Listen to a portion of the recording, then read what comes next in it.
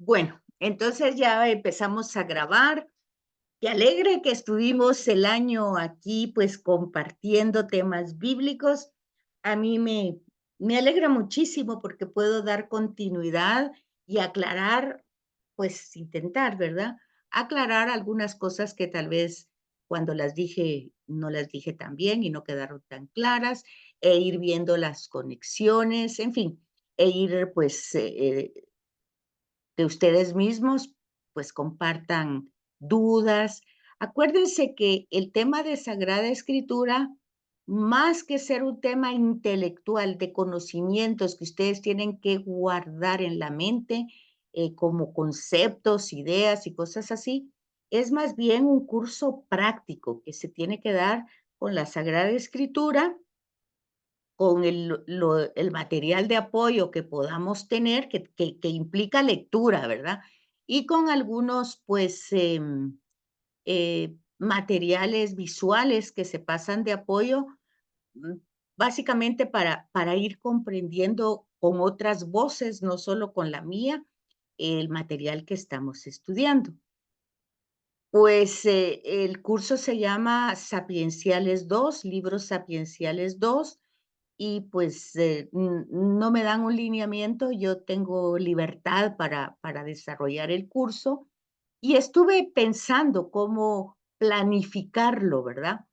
Porque, pues, la sabiduría está en el Nuevo Testamento encarnada en la persona de Jesús. Entonces, todo lo que podamos ver como gestos, palabras, acciones de Jesús, pues son sabiduría, ¿verdad? Sabiduría de Dios encarnada en la persona de Jesús. Eh, pero, yo tenía que ubicarme en distintos, como en un formato o en un marco donde pudiera darle continuidad a lo que habíamos visto en el trimestre anterior.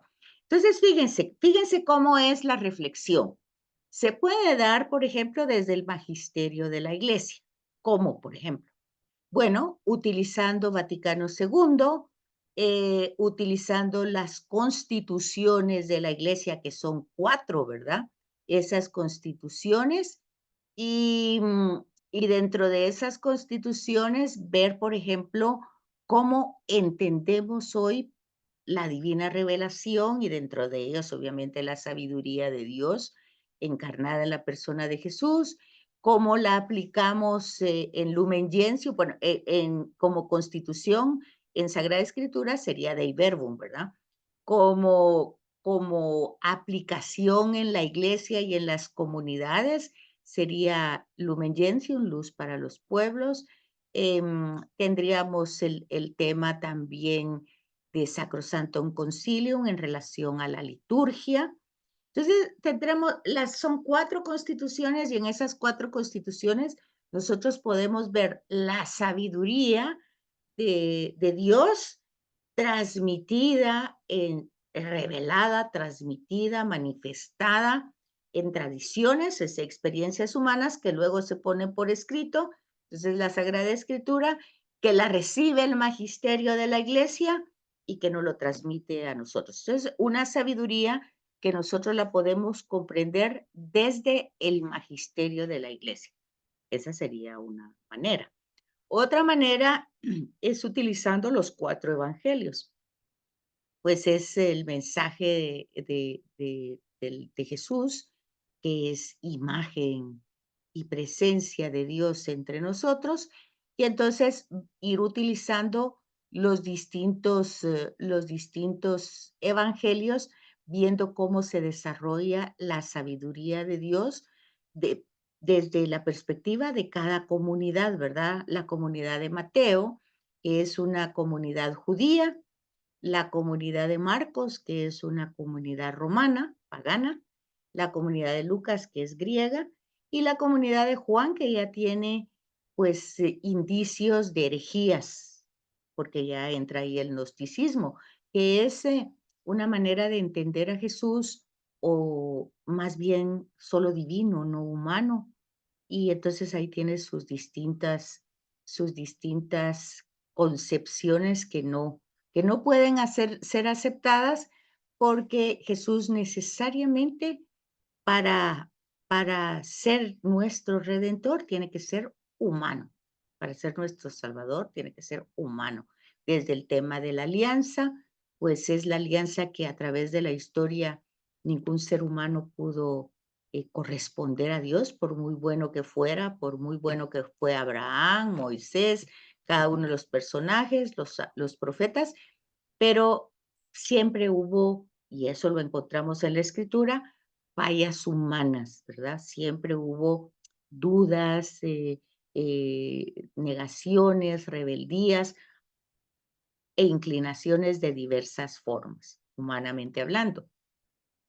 Entonces, teníamos eso, y luego, pues, yo vi como tema, que básicamente el mensaje de Jesús, ya es sabiduría de Dios cuando su mensaje está centrado en la llegada del reino.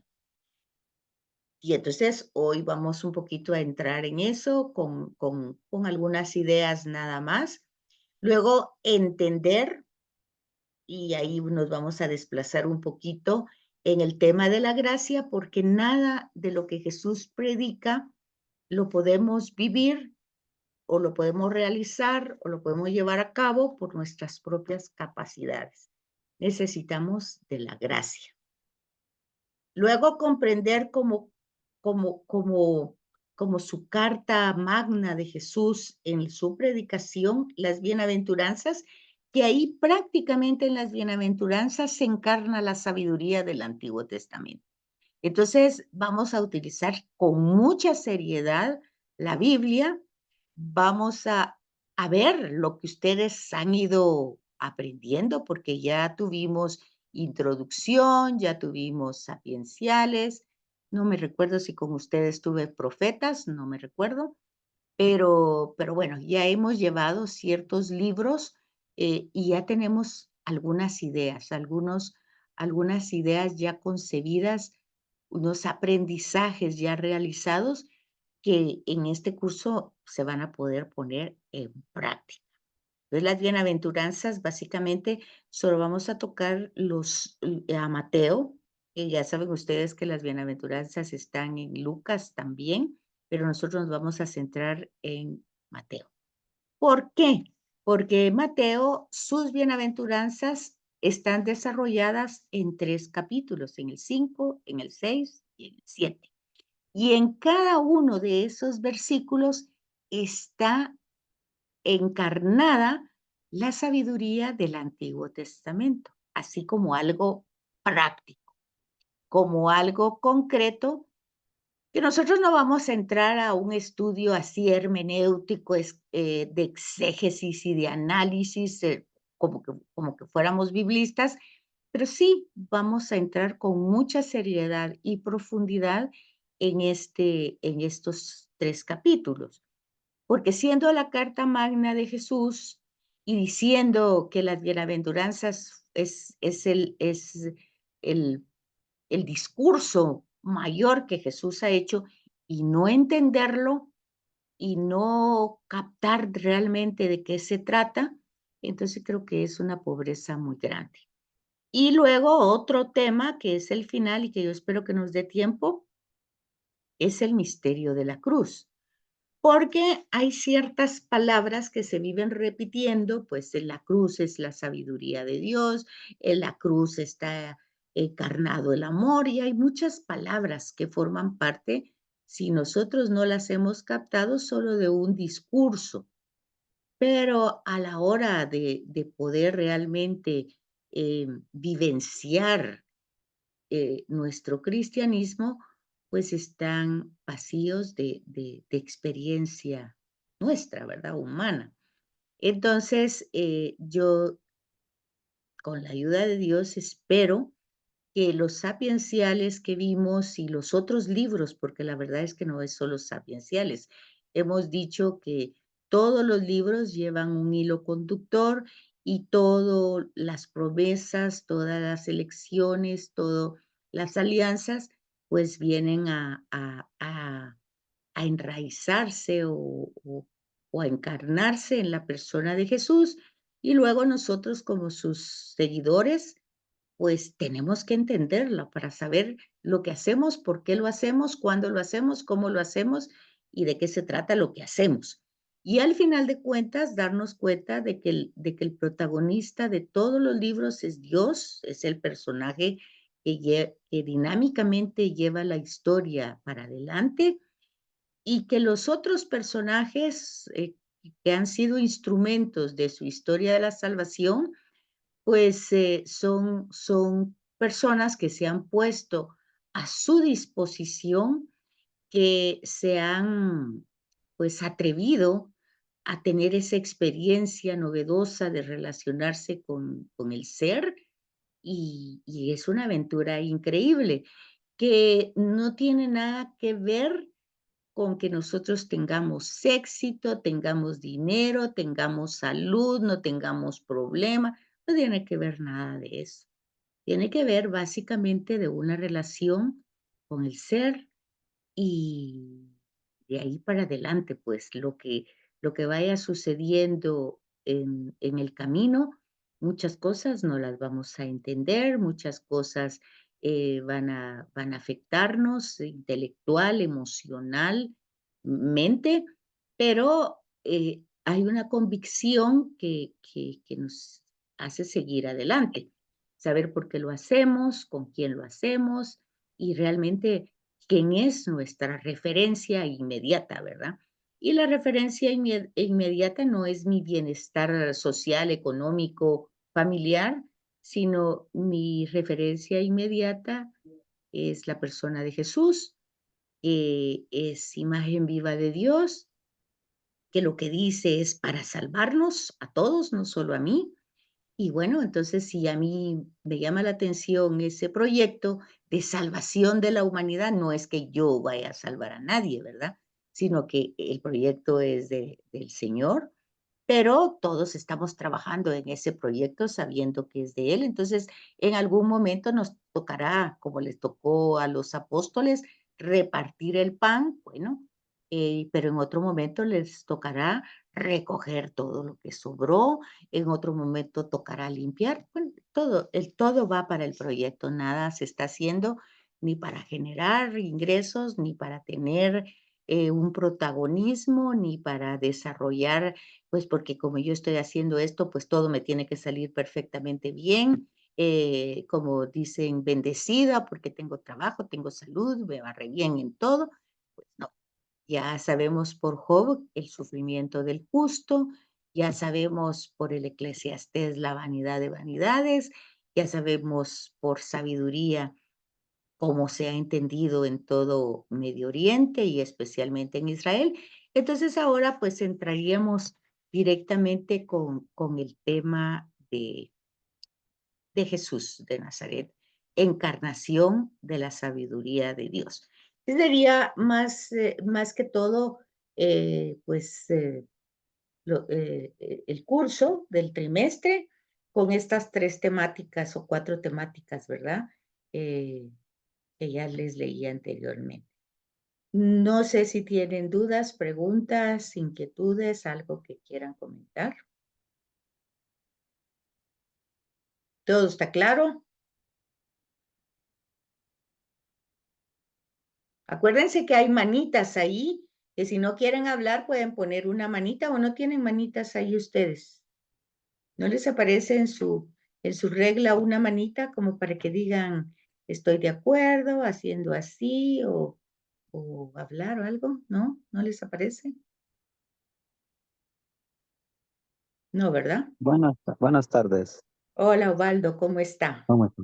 Eh, las bienaventuranzas también aparecen en Lucas, pero San Mateo lo da más ampliado, licenciada, ¿o cómo? Así es, estaba diciendo que vamos a utilizar las bienaventuranzas de Mateo porque son 3 capítulos donde va desarrollando Jesús prácticamente una catequesis, ¿verdad? Y entonces nosotros tenemos que interesarnos en comprender, pues, qué es lo que es la felicidad. ¿Se dan cuenta ustedes? Bienaventuranza, bien, bien, o sea, es el bien, es la gracia, la felicidad, bienaventurado, es decir, feliz. Por ejemplo, acuérdense ustedes que Isabel le dice a María, bienaventurada tú que has creído, feliz tú que has creído. O sea, pero no solo es una frase, el haber creído estaba implicado con una serie de acciones que iban a repercutir en la historia hasta el día de hoy. Entonces, el creer no es solamente algo que yo así creo en eso, pero ahí se quedó como una idea que yo acepto y ya no hay más, sino que si ustedes se dan cuenta, hay una serie de consecuencias y las hemos visto desde Génesis con Abraham, que le cree a Dios e inmediatamente marchó. Entonces, le cree y hay una acción.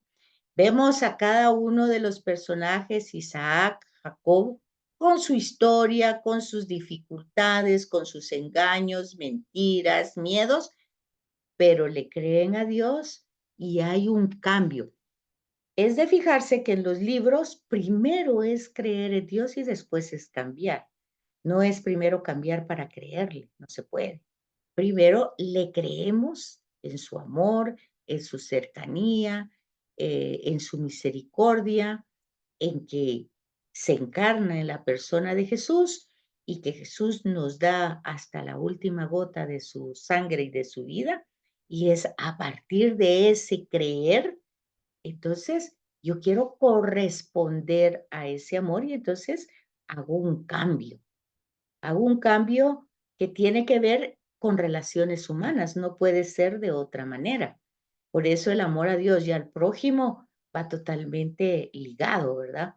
Y eso se ve en Santiago, se ve en los evangelios. Quien dice que ama a Dios y no reconoce al prójimo, pues no es cierto, porque si no puede decir que ama a Dios que no ve y se queda indiferente a la necesidad del que sufre, que lo está viendo. Entonces, hay concretamente muchas implicaciones que tienen que ver con un creer, con un saber si yo creo, pues tengo que dar. Y Mateo en sus 3 capítulos, perdón, del 5 al 7, pues va dando toda esa explicación. Obviamente, esto es Jesús en un contexto judío, con destinatarios judíos que conocen la escritura, que tienen una práctica y una idea de cómo se desarrolla su religión judía. Y Jesús viene y dice, sí, eso está bien, pero yo les digo, o pero no es solo así. Y entonces es la catequesis que vemos en esas bienaventuranzas. Y luego el tema de la cruz, que es sumamente importante entenderlo en el cristianismo, porque no se trata de llorar por llorar y sufrir por sufrir, no se trata de eso, ni tampoco se trata de un culto al dolor y al sufrimiento, ni un culto a la cruz porque es un instrumento de martirio. No se trata de ver el sufrimiento y el dolor como algo que yo debo buscar, de ser masoquista no se trata de eso. Se trata de entender realmente qué es lo que hace Jesús en su ministerio. Es entender, ante todo, fíjense, es que la misión de Jesús no empieza por culpa del pecado, o sea, por la falta de Adán y Eva, que ya vimos en su origen, todo eso cuando estudiamos el capítulo 3 de Génesis y el capítulo 2, que son una tradición ya vista. Entonces, todo el tema de la encarnación es un tema de amor, de pasión de Dios hacia la humanidad. Y el tema, como concluye, pues que no concluye porque concluye con la resurrección, pero esa resurrección pues pasa o llega, digamos, a través del sufrimiento y la cruz y la muerte. Pero si no entendemos eso, si no entendemos eso con toda claridad, que eso se llama la teología católica, o sea, la forma de reflexionar el amor que Dios nos tiene y el sufrimiento humano. Entonces, ese sufrimiento humano, ese dolor humano, pues ese, ¿cómo es que lo asume Jesús? Lo recicla, lo presenta al Padre, humanamente hablando, pero siendo Dios, tiene implicaciones universales y también eternas, porque es algo que afecta a la humanidad antes de nosotros, en el tiempo de Jesús, con nosotros y después de nosotros. Porque esa es la dimensión de las acciones de Dios, que son acciones que no tienen que ver ni con el tiempo, o sea, ni con el cronos, ni con la época, no tiene que ver con nada. Dios es Dios y no tiene tiempo, ¿verdad? Es la eternidad. Y sus acciones, pues son para siempre. Entonces, nosotros tenemos que entender esos temas muy entendidos. ¿Para qué entenderlos con la mente? Para que después de que lo razonemos inteligentemente, lo podamos llevar al corazón y así poderlo aplicar a la vida. No simplemente porque ahí dice, porque me lo mandan, porque es obligación, porque es pecado, porque si no me voy al infierno. Nada de eso es válido en Sagrada Escritura. Es un razonamiento y es un razonamiento muy claro, pero para eso tengo que conocer lo que ya hemos visto, el lenguaje, los contextos, para ir entendiendo cómo se va dando ese desarrollo progresivo de la revelación. Bueno, entonces, ¿no tienen dudas, preguntas? ¿No? ¿Nada? ¿Vamos bien? Entonces Yo llevamos, sí, licenciada. a ver, Rita. Básicamente es con el misterio de la cruz. Ujú. Lamentablemente, todo lo que usted dijo, eso era lo que yo creía. O sea, es dolor, él sufrió por nosotros, pero entonces me borró mi contexto. ¿Cómo es entonces la teología? Bueno, la teología es la reflexión que se hace del misterio de Dios y ese misterio de Dios pues tiene etapas. Se ha ido revelando en etapas, en procesos, se ha ido revelando y entonces la teología es esa reflexión actual, porque empezó hace 4000 años con Abraham en un contexto que no es el nuestro, porque ni somos nómadas, ni somos, que dijera yo, pues de Caldea, de Ur de Caldea, no vivimos en esa parte de Oriente, es más, hace 4000 años ni siquiera pues a saber qué población era la que había en este sector, no, y ahí eran imperios que estaban empezando, unos que ya existían, ya existían los egipcios, ya existían los babilonios, ya había la escritura cuneiforme y nosotros todavía, América, pues todavía estaba en una realidad totalmente, pues no existía, pues existía, pero no se sabe porque no tenemos toda esa información. Entonces, primero ubicarnos en los contextos. Entonces, tampoco somos judíos, no hemos estado esclavizados en Egipto, no, pues no hemos experimentado a un Dios de esa manera, de una manera epopeica, que es la que nos transmite el género literario, peleando contra el faraón egipcio y bueno, y para liberar a estas personas. No somos eso. Tampoco somos los profetas, tampoco somos jueces, tampoco fuimos monarcas. Bueno, no somos nada de esos personajes. Sin embargo, el mensaje va para nosotros. Entonces, ¿por qué? Porque como es Dios, esa palabra es eterna, ya dijimos. Entonces, nosotros tenemos que encontrar el contexto, tenemos que encontrar la realidad del mensaje dirigido a mí para acercarme a descubrir el amor de Dios. Entonces, yo no puedo comprender cómo el amor de Dios yo lo voy a descubrir pues en primer lugar, si le doy primacía al personaje que aparece en Génesis 3 con la serpiente, y luego pues le voy dando yo tanta fuerza a este ente que pareciera que tiene tanta fuerza como la que tiene Dios mismo, o tanta sabiduría como la que tiene Dios mismo, y eso se llama dualismo, y no puede ser.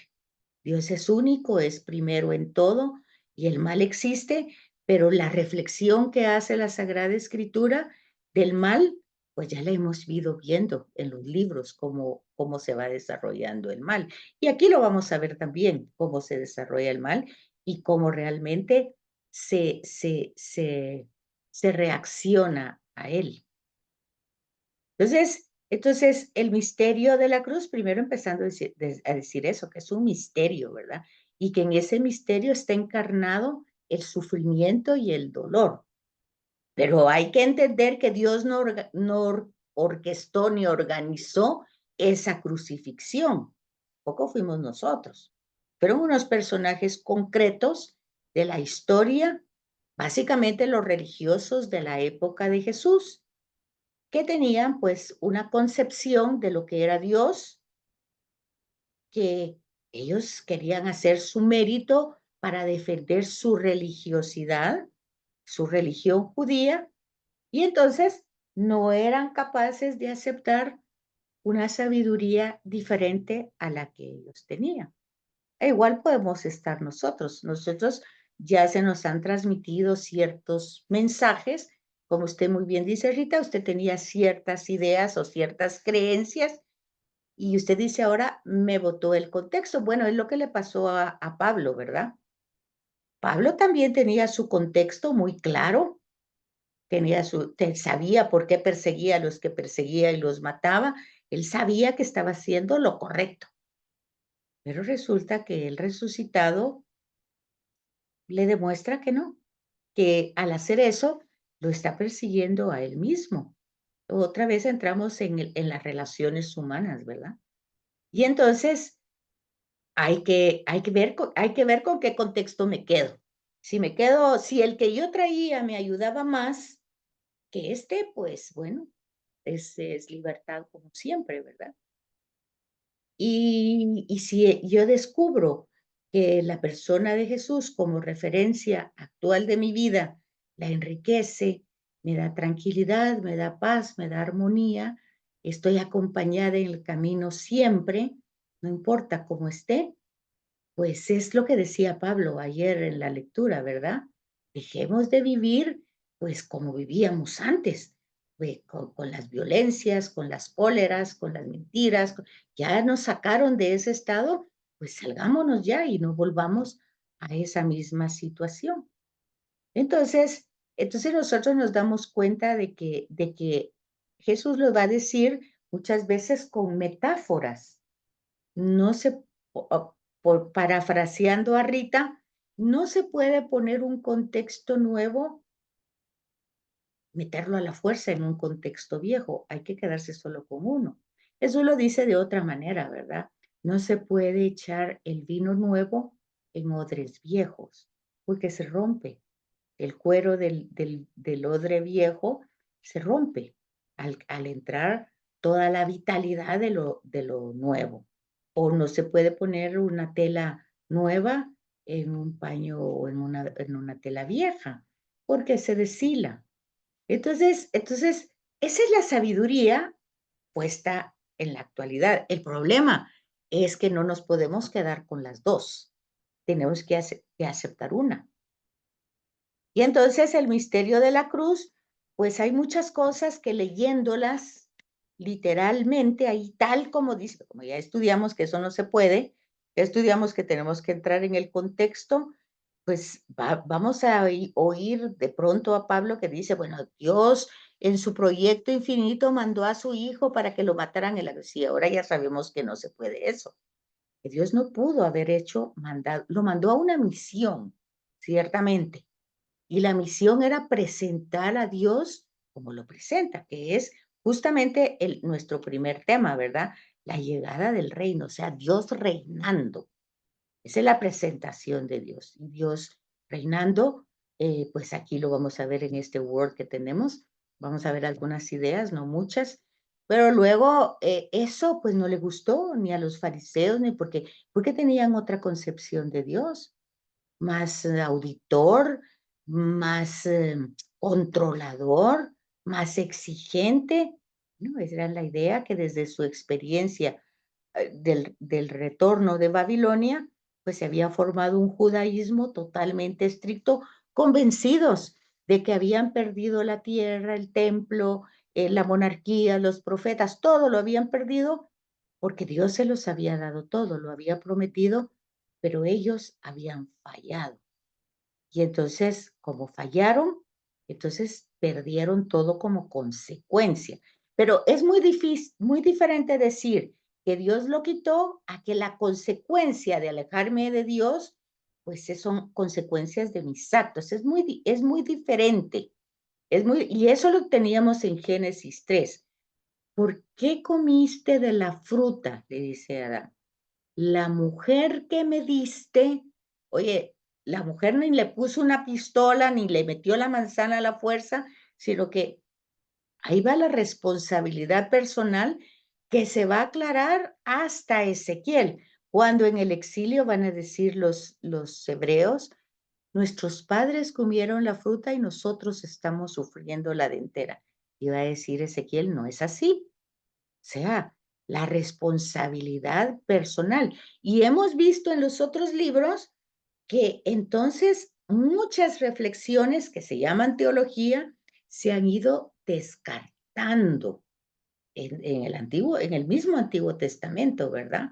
Por ejemplo, el que hace bien le va bien y al que hace mal le tiene que ir mal. Pues ya vimos con Job que no es así.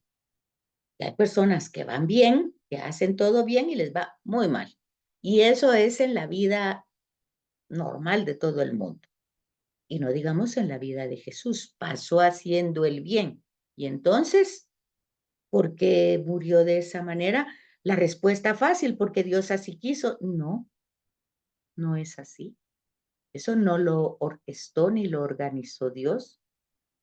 Ahora, si ustedes quieren, Dios permite.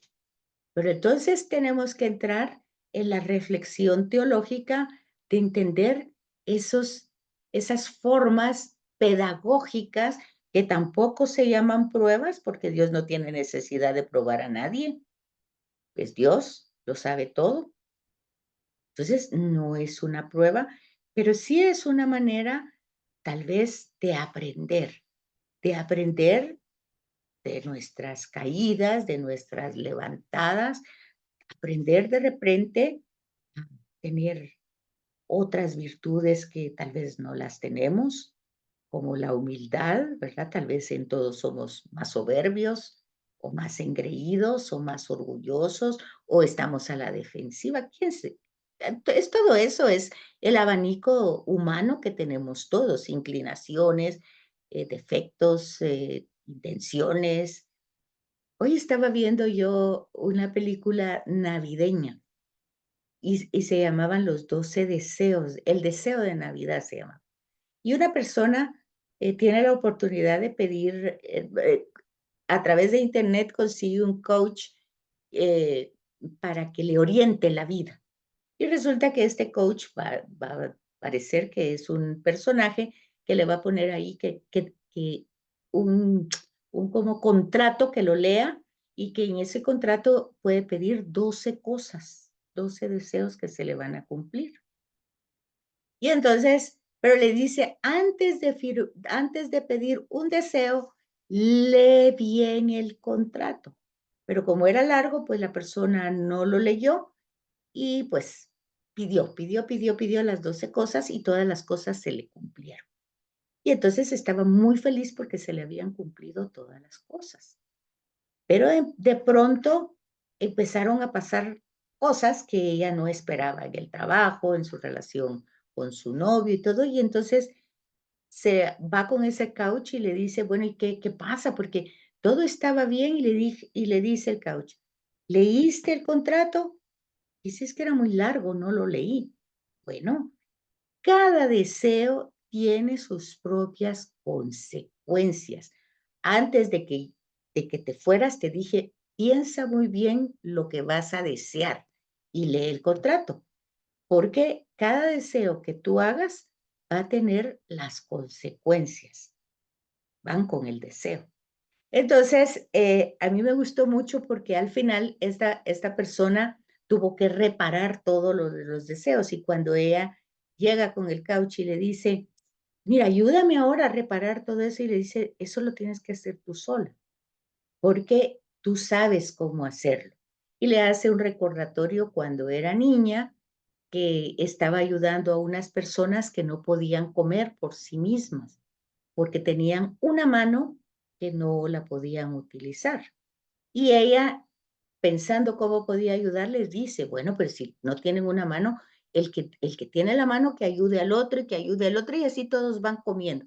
Y entonces le recuerda eso y se da cuenta que muchas veces ayudando al otro y no enfocándose tanto en su situación, las cosas van caminando más veces. Y así es que logra solucionar los 12 errores, consecuencias de los 12 deseos y colorín colorado termina la película. Está muy bonita, me gustó. Y le encontré una bonita enseñanza. Pues igual pasa aquí. El misterio de la cruz tiene consecuencias, tiene implicaciones para todo el mundo. Para Jesús, obviamente que las tiene, ¿verdad? Pero para Jesús tiene una implicación bellísima, que es que Dios lo saca del sepulcro para justamente tener una vida plena, plenitud. Claro que como en pues, nuestra concepción occidental, nuestra mentalidad cultural, pues parece que se nos ha enseñado que la muerte es una tragedia, es una cosa terrible. No es eso en todas las culturas, pero en nuestra cultura pues así se nos ha transmitido, ¿verdad? Que es algo terrible, tremendo, dramático. Y entonces no logramos pasar, no logramos pasar al tema, no logramos ni siquiera entender de qué se trata la resurrección. No se trata, no logramos ni siquiera captar el hecho de pensar qué significa vivir eternamente con Dios y vivir eternamente sin Dios, que al final eso sería, según dice el Papa Juan Pablo II, eso sería el cielo y el infierno, porque el Papa dice, no son lugares, dice, son estados. Y si son estados, el estado es estar con Dios, eso sería el cielo, y estar sin Dios sería el infierno, ¿verdad? Porque sería un sufrimiento eterno, eterno. O sea, no se termina nunca, va a estar ahí siempre. Entonces, solo de imaginárselo, pues ya dice uno, debe ser algo terrible porque pensar que por un acto o por un gesto o por un perdón que no di, pues será tan así Dios que no me vaya a permitir estar con Él. Bueno, pues ahí viene la tercera dimensión, ¿verdad?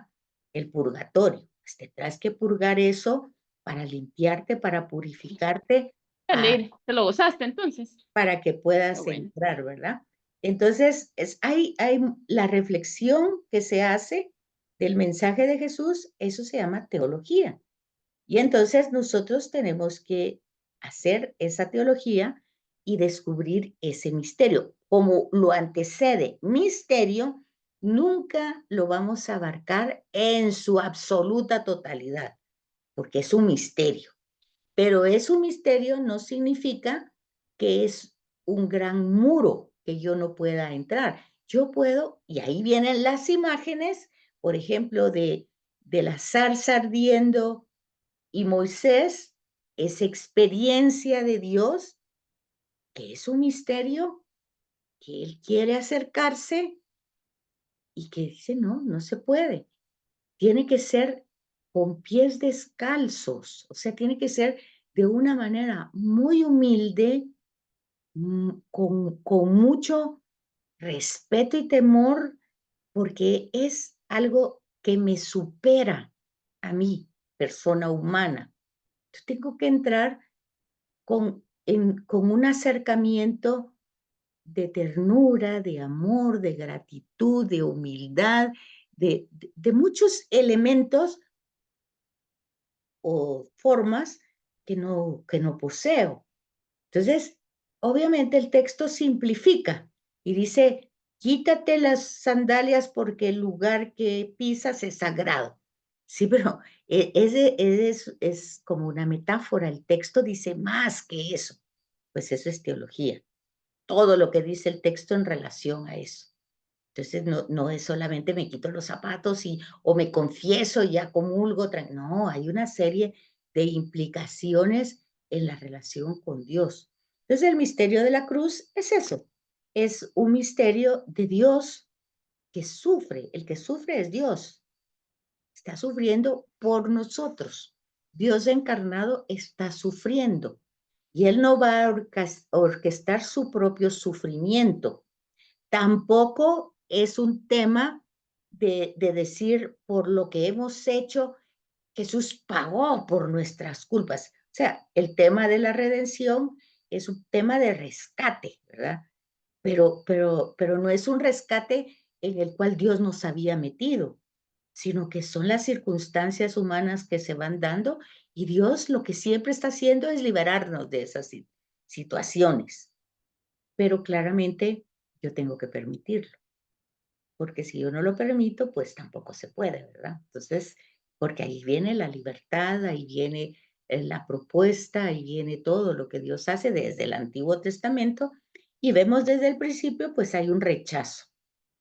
Entonces hay un rechazo, yo no quiero, no me gusta, no, yo quiero ser yo solita. Y ese rechazo ustedes lo pueden ver hasta el día de hoy, pues. Y luego hay un tema dentro de esto, que es imaginarse que ese rechazo no se da, digamos, no se da existencialmente, porque exteriormente yo sí creo, pues yo sí creo y exteriormente pues yo voy a misa, yo rezo el rosario, yo hago esto, yo hago, sí, pero no basta, no basta con eso. Tiene que ver un tema más interno, más de adentro, para entrar en esa fundición con el misterio. Son cosas que las vamos descubriendo en la escritura, pero no en una lectura superficial, sino en una lectura, pues, como siempre he dicho, como meterse en una piscina, ¿verdad? Entrando o al mar, entrando en las aguas, viendo, porque yo nunca voy a saber que el mar es salado si no me meto ahí, ¿verdad? No voy a conocer toda esa fuerza del océano, toda esa fuerza del agua, tengo que estar ahí adentro. Entonces es eso. Tenemos muchas concepciones, pero por eso estamos estudiando, porque estamos estudiando para ver, pues si la concepción que tengo es muy buena y me ayuda y es lo que sirve, porque eso me enseñaron mis papás, mis abuelitos y todos mis ancestros, y eso también es lo que yo creo y quiero seguir creyendo, pues eso está bien. Pero si yo descubro, como dice Rita, me botó mis contextos, me botó como quien dice, esos barrotes donde se asentaba, pues es lo que le pasa a la mayoría de los personajes de la escritura, ¿verdad? Moisés estaba muy tranquilo cuidando el rebaño de su suegro, casado, con hijos, y bueno, viene Dios y blum, blum. Cambia totalmente su vida. Lo mismo pasó con Abraham, con Isaac, con todos los personajes, entran en la dimensión desconocida de Dios, pero no es desconocida, sino que es para conocerlo. Desconocido entramos, pero lo vamos conociendo. Por eso dice, Dios me acepta como soy, pero nunca me deja donde estoy, porque de alguna manera es, pues, avanzando, liberándome, soltándome de todo lo que no me permite, pues, tener una vida plena. Y a veces es por ideas, por pensamientos, por cosas que nos transmitieron, responsabilidades que nos dieron, culpas que asumimos sin que eso sea así. Y lecturas de la escritura muy fundamentalistas, muy literales, que no nos permiten descubrir estos temas. Por eso, aquí es donde yo he querido que diéramos el salto de los libros sapienciales a estos temas. La llegada del reino, la gracia, las bienaventuranzas y el misterio de la cruz. Bueno, entonces vamos a avanzar un poquito, por lo menos, esta es solo una paginita, no es mucho. Y sí, les mandé al chat ya, al que tienen de aquí, ya les mandé material de lectura. De esto, por ejemplo, de esto que vamos a hacer, no les he puesto tarea, pero si quiero los presaberes, digamos. ¿Qué quiere decir eso? Eso lo voy a poner en agenda de tarea, ¿verdad? Porque no lo he puesto. Pero, ¿qué quiere decir? Este pequeño Word que tenemos aquí, que lo voy a subir también al portal, pues tiene, como dijo Rita, presaberes. Yo sabía esto antes de esta manera. Ahora, ¿cómo es que yo tengo que ir entendiendo? Entonces, para yo conocer esos presaberes de cómo eran, para ir orientando pues los temas a una manera que ustedes puedan ir pues desarrollando esa reflexión positivamente, ¿verdad? Y no sentir que el curso les quita sus fundamentos que tenían y no les da algo para seguir desarrollando la reflexión teológica. Que al final de cuentas, la escritura es eso, Sagrada Escritura es reflexión teológica de los misterios revelados por Dios. O sea, lo que conocemos de Dios es porque Él ha querido darlo a conocer. A eso se llama revelación. Dios ha querido en su amor darse a conocer a nosotros. Entonces, lo que conocemos de Dios es porque Él lo ha revelado. Pero no lo ha revelado todo de un solo momento, sino que han ido dándose etapas en la historia. Entonces, nosotros descubrimos la etapa, pero nos tenemos que dar cuenta que así como las etapas van cambiando, la revelación va progresando. Es decir, lo que creían Abraham, Isaac y Jacob, que eran en Dios, en un Dios que proveía, que les daba, pues sigue siendo, pero va siendo en Éxodo de otra manera. Va siendo cuando ya están en la tierra de otra forma. Va siendo cuando ya están con los jueces con otras realidades. Ya cuando son invadidos, ya van a tener otra problemática más. En fin, se va a ir suscitando distintos momentos. Cuando lo pierden todo, pues entran en una crisis terrible y no saben cómo perdieron la fe, ¿verdad? Perdieron todo, ya no saben ni qué pensar. Entonces, tiene que volver a empezar otra vez y esa es la función del Deuteronomio, ir actualizando todos esos pasajes, eso se llama Deutero, ¿verdad? Que está colocado como un libro en el Pentateuco, pero todas las reflexiones que se van actualizando son deuteronómicas, ¿verdad? Porque van actualizando los mismos acontecimientos en otras épocas. La misma alianza del Sinaí se va actualizando en otros momentos, en otros personajes, hasta llegar a Jesús. Y luego con nosotros se sigue actualizando esta alianza y lo hacemos eucarísticamente, ¿verdad? Cada vez que vamos a una celebración eucarística, nosotros actualizamos esa alianza. Bueno, si sabemos lo que hacemos en la Eucaristía, ¿verdad? Pero por eso es que tenemos que irnos dando cuenta, ir conociendo nuestra fe y este estudio pues nos lo permite un poco. Por supuesto, no permite las grandes profundidades, ¿verdad? Porque para eso son los textos, para leer.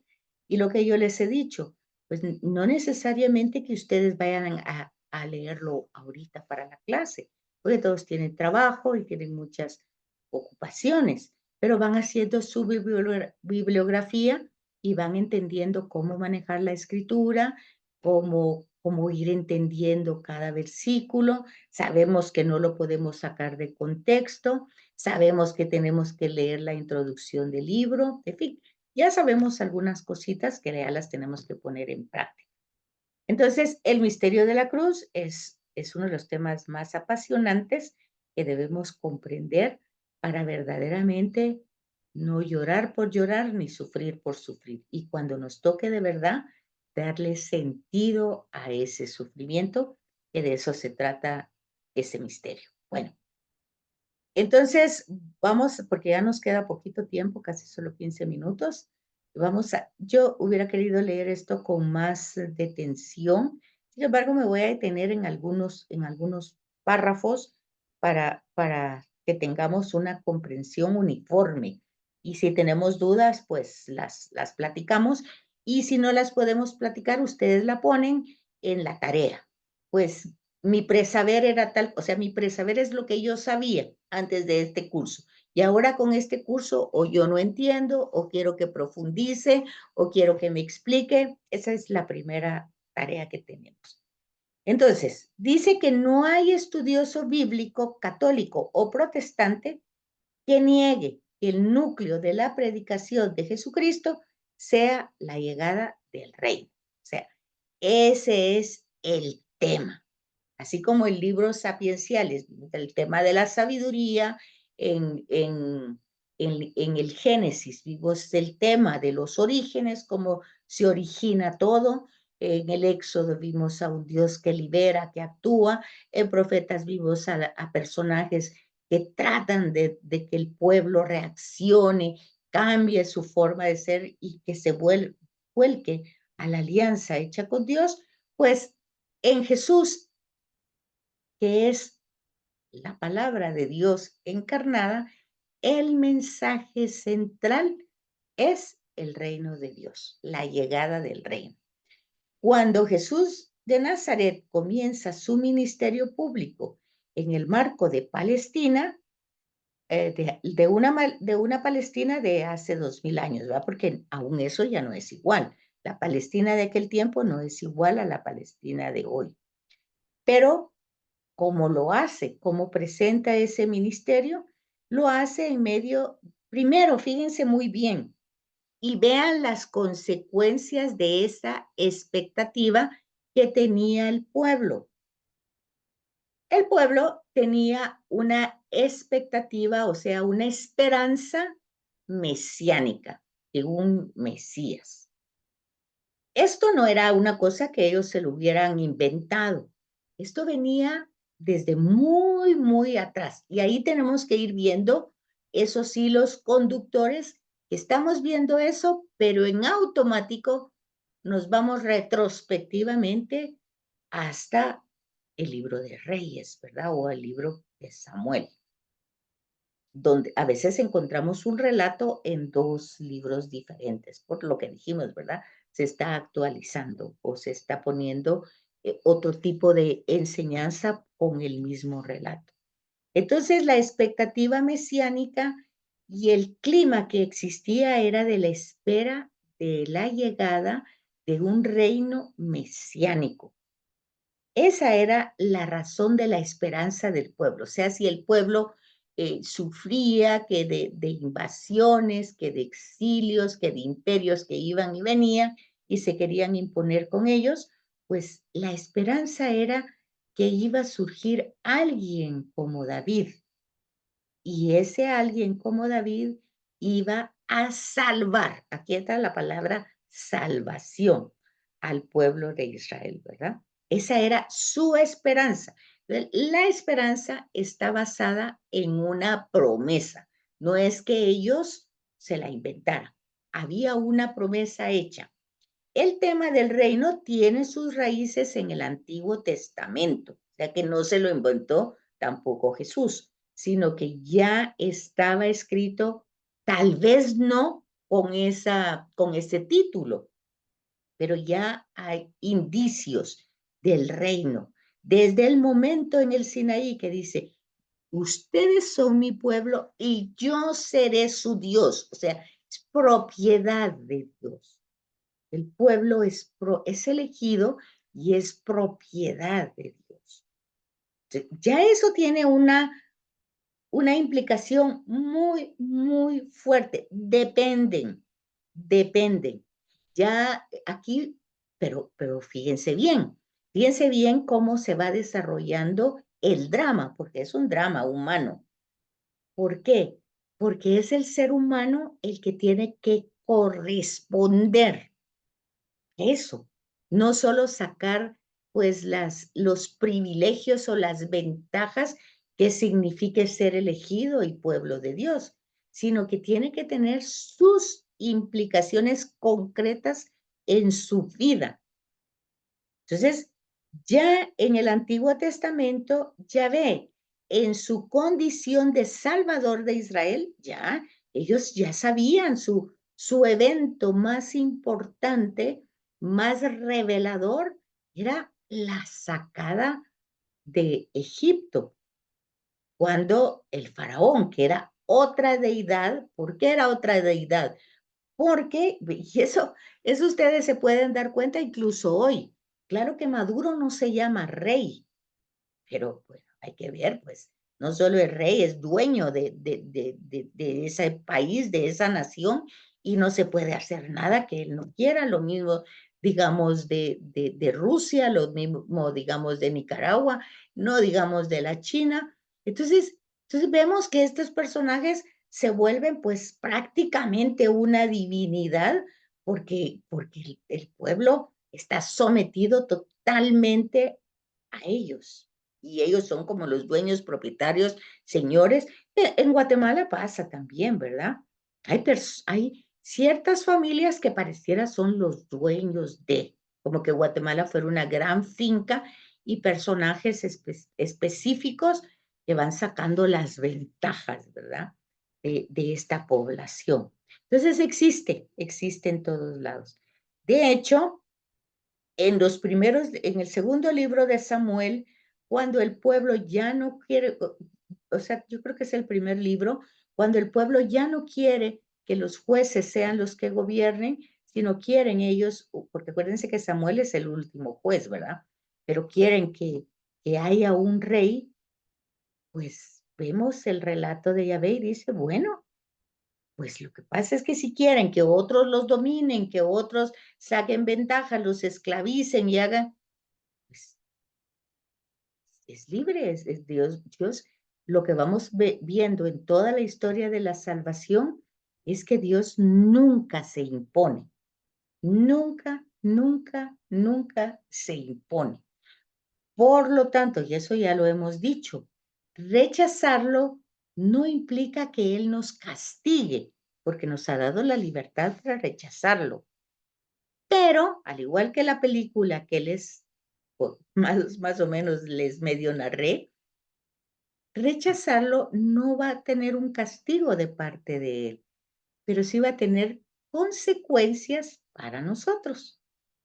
Pues, pero no consecuencias que Él orqueste, sino las consecuencias lógicas de nuestras acciones libres, que se llama libre albedrío, ¿verdad? Entonces, en ningún momento de toda la historia de la salvación, Dios no se impone.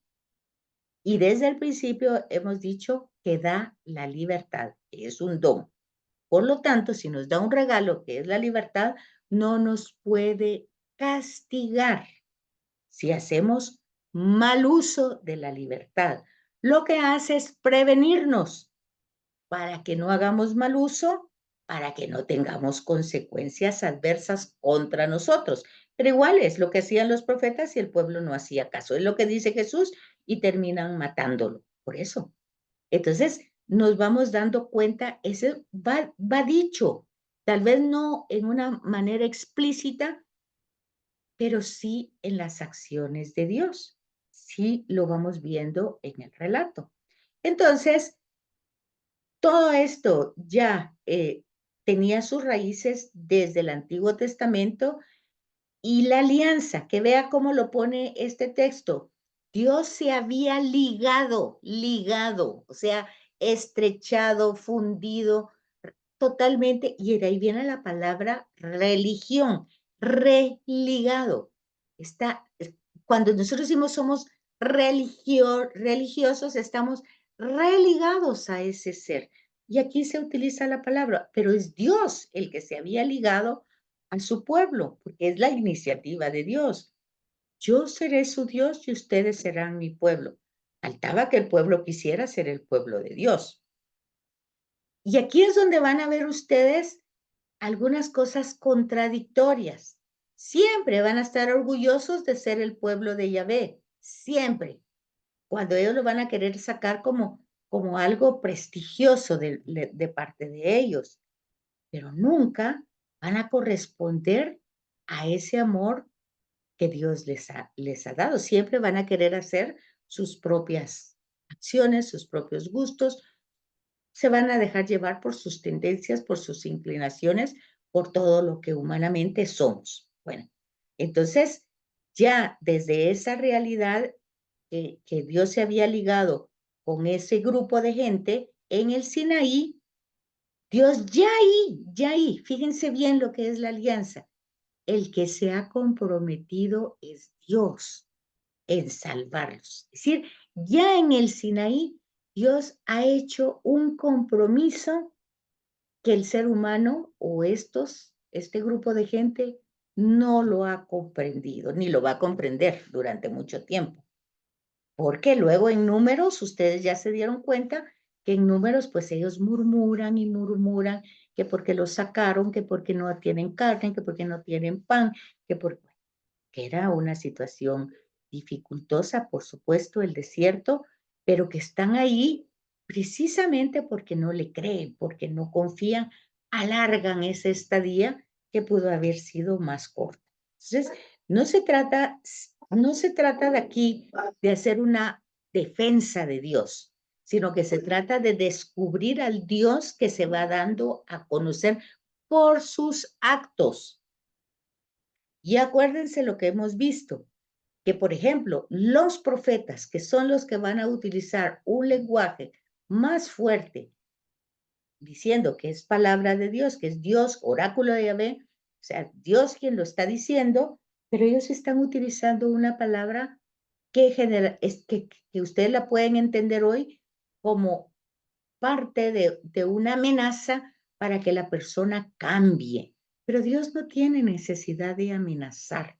Es un lenguaje que incluso hoy lo utilizamos cuando alguien, pues no, sobre todo alguien que nosotros queremos mucho, que está haciendo algo que no le va a llevar bien a esa persona, pues nosotros tratamos de provocar escenarios dramáticos para ver si así cambia, ¿verdad?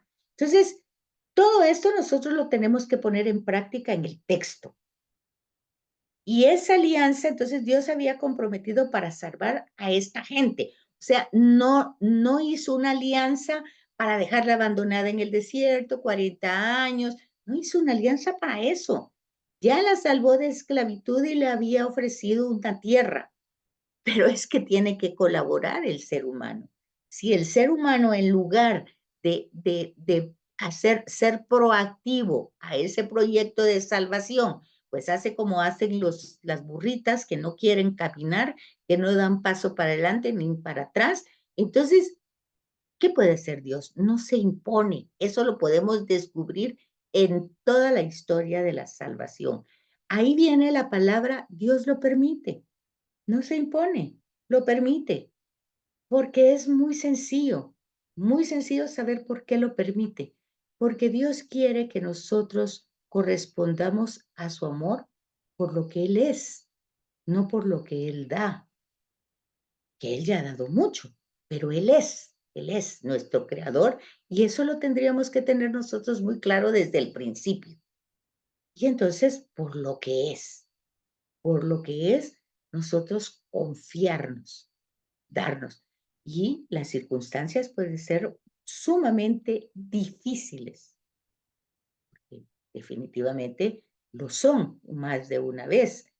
Pero nosotros, nuestro intelecto, nuestro razonamiento sigue siendo en relación a Dios un misterio. No podemos abarcar sus proyectos ni sus planes de salvación en toda la magnitud de Dios. Lo podemos hacer desde nuestra mirada miope de nuestros problemas que son para nosotros muy grandes, pero para Dios puede ser solamente un saltito de un charco, ¿verdad? Pero para nosotros puede ser el lago de Amatitlán o de Atitlán o qué sé yo, otro mayor, ¿verdad? Entonces, nosotros no tenemos una visión de eternidad ni una manera de mirar donde abarcamos. Si la historia de la salvación fuera un mosaico tan grande que abarcara, digamos, la pared de mi cuarto, yo no puedo ver todo el mosaico. Solo me voy a concentrar en pequeñas, en pequeño, o en un color, o en una mancha, o lo que sea. Y de lo que se intenta la historia de la salvación es abarcar toda la acción de Dios en la historia. Y de eso, de esa comprensión, irme dando cuenta yo cómo mis circunstancias, mis eventos, que no digo que no sean duros, porque lo son, igual que el de Jesús en la cruz, por supuesto que es un momento más que duro, doloroso, es sangriento, humillante, todo lo que ustedes quieran, pero en la eternidad ese es un momento y Jesús lo sabe y por eso pone en las manos de Dios su espíritu. En tus manos encomiendo mi espíritu. Claro, como en nuestra mirada miope, pues nosotros solo nos quedamos en todo ese acontecimiento, más la película de la Pasión de Cristo, pues nos quedamos, ya vieron, esa película dura 2 horas y la resurrección apenas son unos tambores y ya salió en menos de 5 minutos, se acabó la película. Y así es como vemos el mosaico, y no.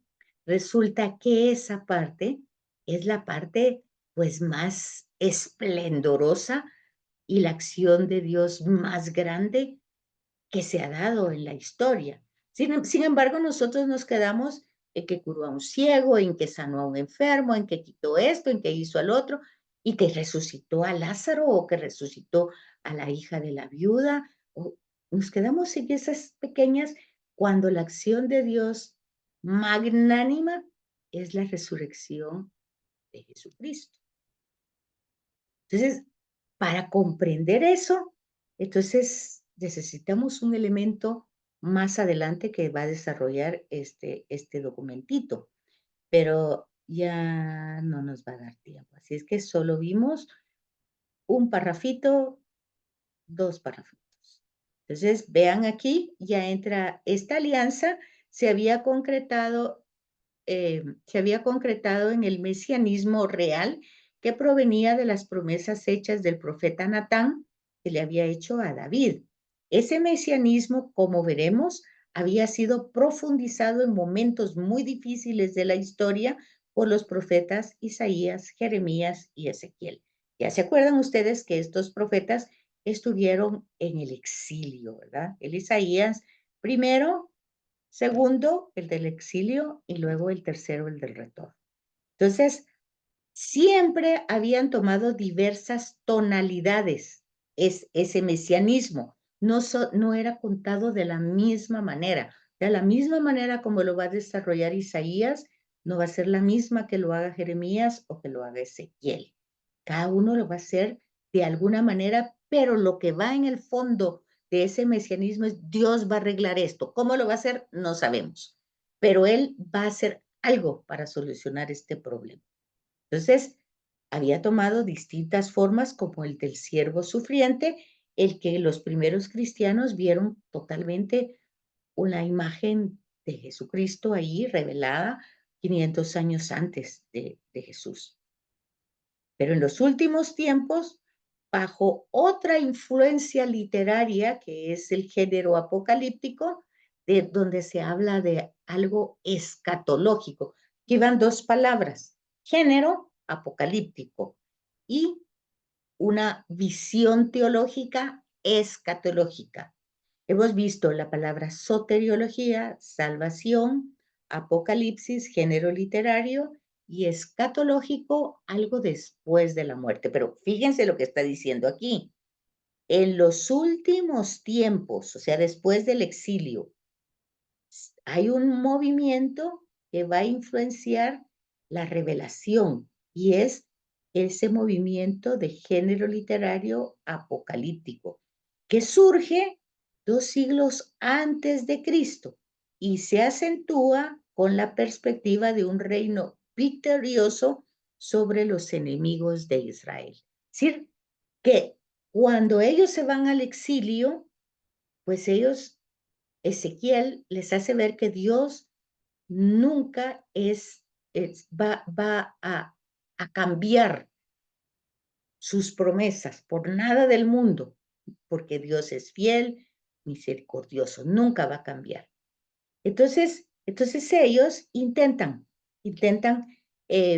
mantenerse muy cercanos a Dios, pero lo van a hacer con expresiones externas, con mucho ritualismo, con mucha exigencia, de ahí que el templo, la ley y el sábado sean los temas más importantes que ellos van a hacer para mantenerse cerca de Dios.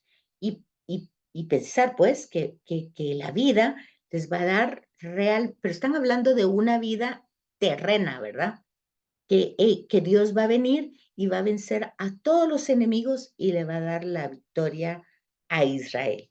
Hasta el día de hoy, pues no pasa eso, ¿verdad? No ha pasado eso. Y Jesús parece que pone claro que el reino de Dios no va por ese lugar, por ese camino. Bueno, hasta aquí llegamos porque me toca otra clase al rato. Entonces dejamos esta introducción para continuarla. Tienen material para ir leyéndolo poco a poco. Es material bastante, o sea, es bastante material. No es para que lo lean de hoy para mañana, pero para ir haciendo. Y para la próxima clase, por favor, su Biblia a mano, porque vamos a trabajar con la Biblia directamente. Los textos de leer no van a ser textos de trabajo, los trabajos van a ser con la Biblia y con lo que podamos compartir con videos y con pequeños resúmenes en Word. Así es que muchas gracias, que estén bien y seguir teniendo ánimo para continuar, que ya es poquito lo que queda para que se acabe el año. Así es que feliz noche. Gracias, licenciada. Una pregunta. Dígame. ¿Los libros también del Concilio Vaticano los necesitamos para este curso? No, no los voy a usar, solo voy a usar la Biblia. Ah, ok, gracias.